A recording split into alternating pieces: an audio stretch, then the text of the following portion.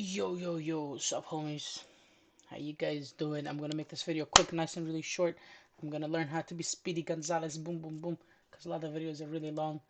So I'm gonna talk about CODX, why I shorted it, what I thought, the thought process, and I was long here, why I went long, then I switched short, and yep. Stay to the end if there's something you enjoyed beneficial, share with somebody that it may help. Okay, getting right into it. These are the executions. I took a short in the morning, really small size, probably 1/3, something like that. Ideally, I was. You can have all the strategies you want with technical fundamentals. Ah, so one of the things that I had an overhead convertible in there, um, and it also had the pipe. I believe that was 6 months ago. Uh, that they could have sold. Don't quote me on this stuff. Sometimes I have lose my train of thought quickly, and I don't have a good memory. So that's what it was in the morning. Shorted 1/3 here. I think at this spike here. My risk was even off here or here, uh, but I had probably 325, and then I just wanted to wait at the open to see if it would push. It didn't want to push, so I'm like, okay, let's get short. I covered in here, and a key point that I want to make for myself, which I'm doing good on. Often I focus on the negative, is when I'm in the money, I have this thing that I learned from SMB Capital, uh, which is called putting on risk, or I tell myself to get in a place where I'm like uncomfortable. So oftentimes when we were beginning, this is why the videos go long, because it's because I go into the lecture mode. So it has nothing to do with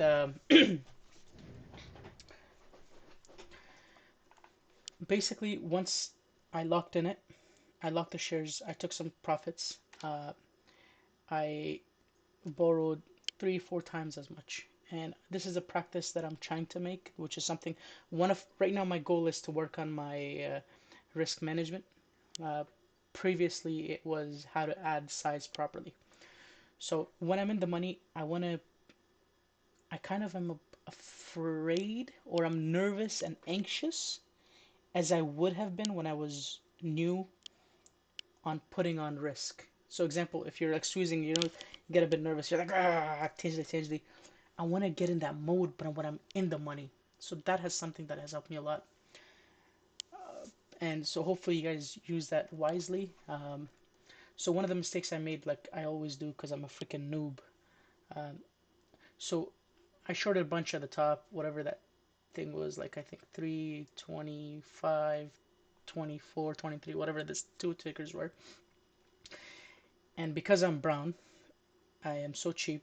I'm like, I'm gonna use all of my shares. So like an idiot, I shorted, I think 195, 196, whatever shares I had, just because I didn't want it to wash. My target on this ideally would have been like 120 to 150.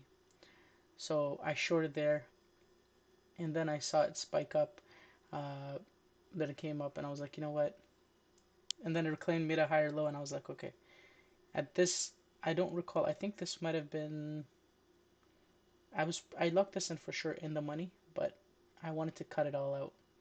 I wanted to be like, if it goes above, it's not intended to. This is gonna potentially go higher. It didn't, but what I saw was their massive level. So was the short, and then we go the long. This is not something that has worked.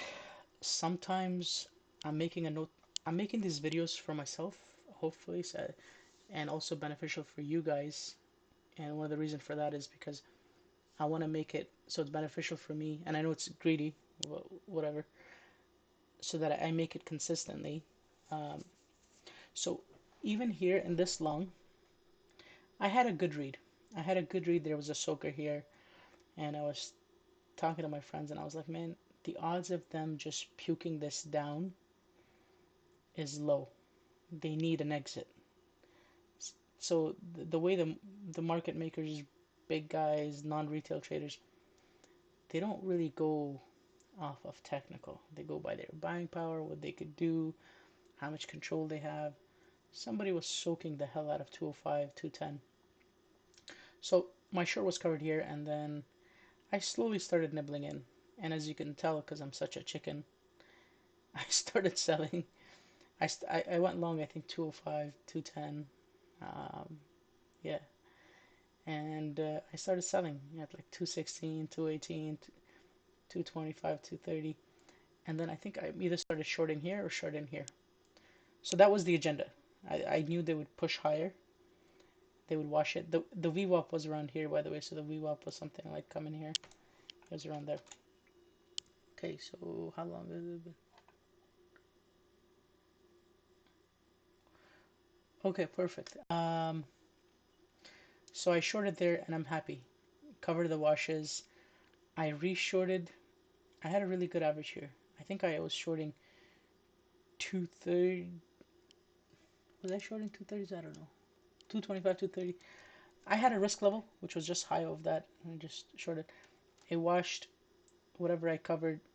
I covered at 204, and then I put it back on at like 209, and my average was 222, 226. But I was risking off of that.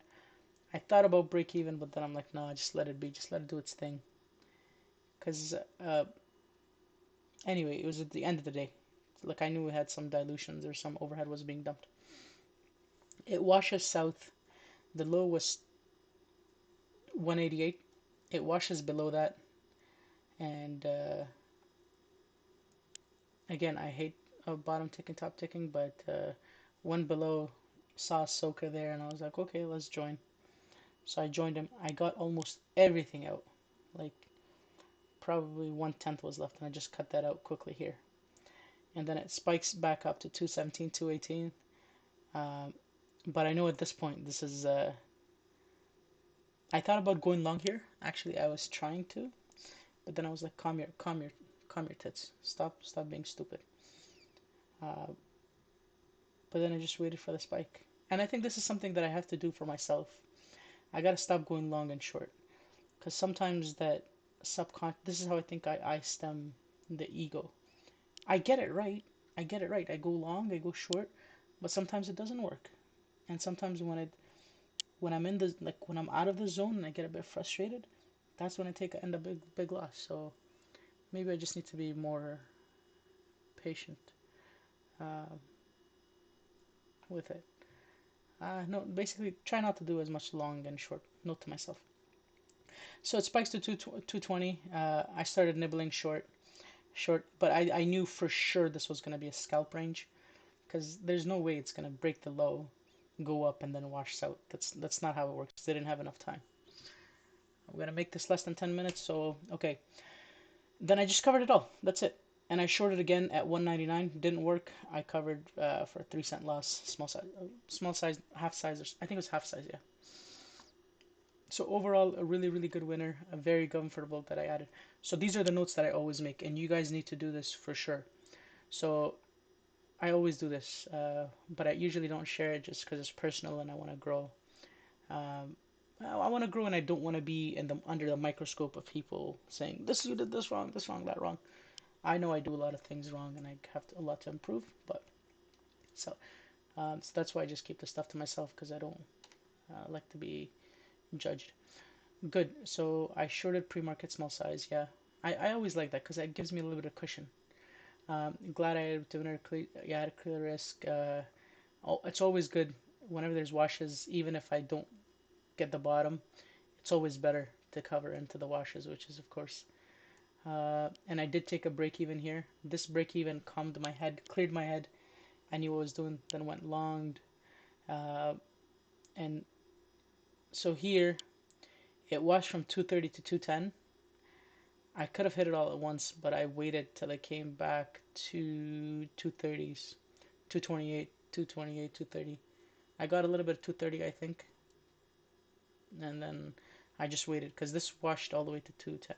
So that's what I'm talking about here.